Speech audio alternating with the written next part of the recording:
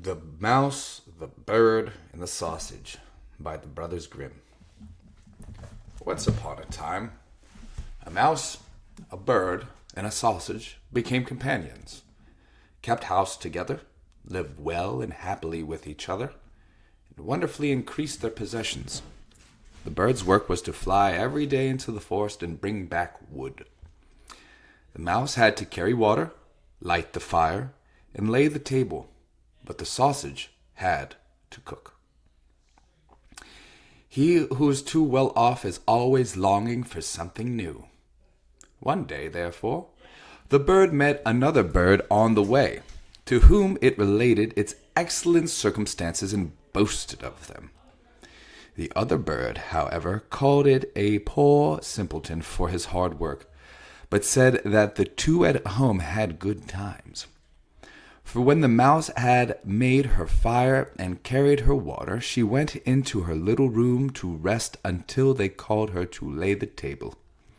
The sausage stayed by the pot, saw that the food was cooking well, and, when it was nearly time for dinner, it rolled itself once or twice through the broth or vegetables, and then they were buttered, salted, and readied.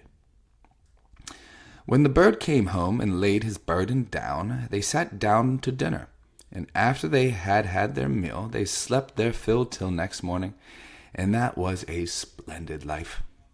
The next day, the bird, prompted by the other bird, would go no more into the wood, saying that he had been servant long enough, and had been made a fool of by them, and that they must change about for once and try to arrange it another way.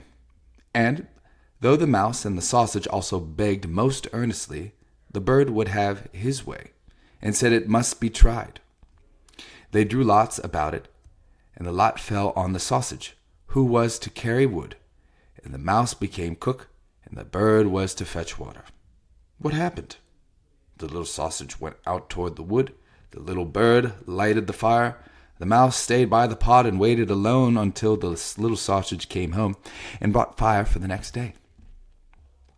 But the little sausage stayed so long on the road that they both feared something was amiss, and the bird flew out a little way in the air to meet it. Not far off, however, it met a dog on the road, who had fallen on the poor sausage as lawful booty, and had seized and swallowed it. The bird charged the dog with an act of barefaced robbery. But it was in vain to speak, for the dog said he found forged letters on the sausage, a capital offense. The bird sadly took up the wood, flew home, and related what he had heard and seen. They were much troubled, but agreed to do their best and remain together. The bird therefore laid the cloth, and the mouse prepared the food, and wanted to dress it, and to get into the pot as the sausage used to do, and roll and creep amongst the vegetables to mix them. But before she got into the midst of them, she was stopped, and lost her skin and hair and life in the attempt. When the bird came to carry up the dinner, no cook was there. In its distress, the bird threw the wood here and there, called and searched, but no cook was to be found. Owing to his carelessness, the wood caught fire, so that the conflagration ensued. The bird hastened to fetch water, and then the bucket dropped from his claws into the well, and he fell down with it, and could not recover himself, but had to drown there. The end.